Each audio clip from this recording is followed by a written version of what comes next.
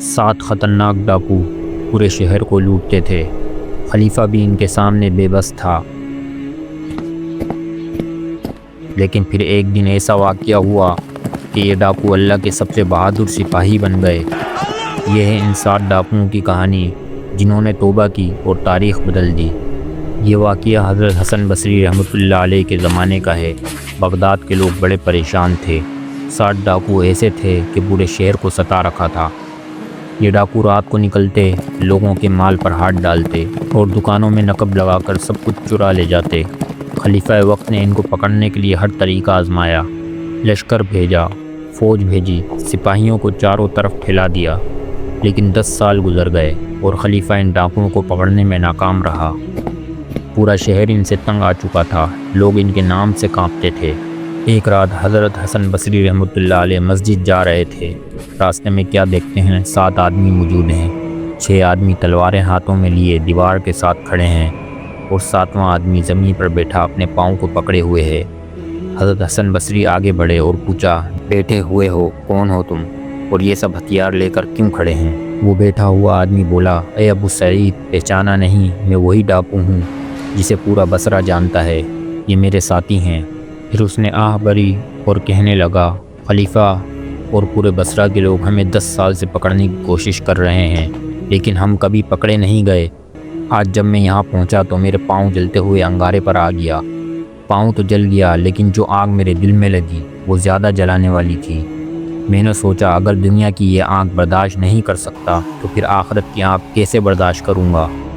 یہ کہہ کر وہ سیدھا کھڑا ہو گیا اور حضرت حسن بصری سے کہنے لگا، میں آپ کو گواہ بنا کر اعلان کرتا ہوں کہ میں نے آج سے توبہ کر لی ہے۔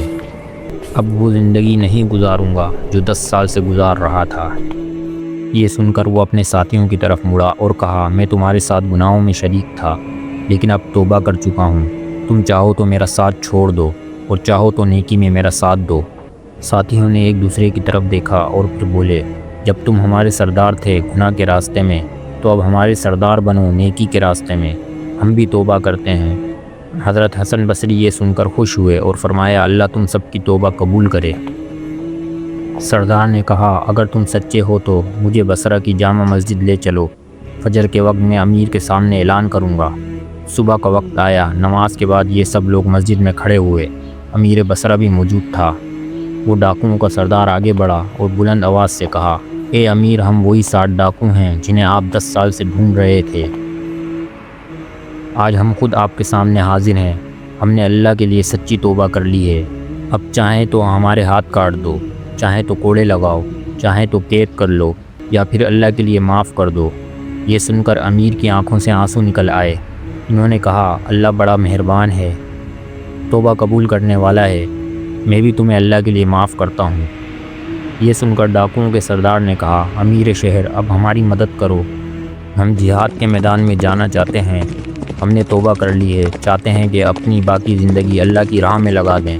امیر نے ان کو گھوڑے دیے، اسلحہ دیا اور 50-50 دینار بھی عطا کیے۔ یوں یہ 7 ڈاکو جو کل تک لوگوں کے لیے مصیبت تھے، آج اللہ کے سپاہی بننے کے لیے ترسوس کی طرف نکل گئے۔ انسان کتنا بھی بڑا گناہگار کیوں نہ ہو، اللہ کی رحمت اس سے بڑی ہے۔ سچی توبہ زندگی کو بدل دیتی ہے۔ لیکن کہانی یہیں ختم نہیں ہوتی، کیونکہ جب یہ 7 ترسوس پہنچے، وہاں ان کے سامنے ایسی آزمائش آئی جس کا انہوں نے کبھی سوچا بھی نہ تھا۔ وہ کیا آزمائش تھی، یہ جاننے کے لیے دیکھیں اس کہانی کا دوسرا حصہ۔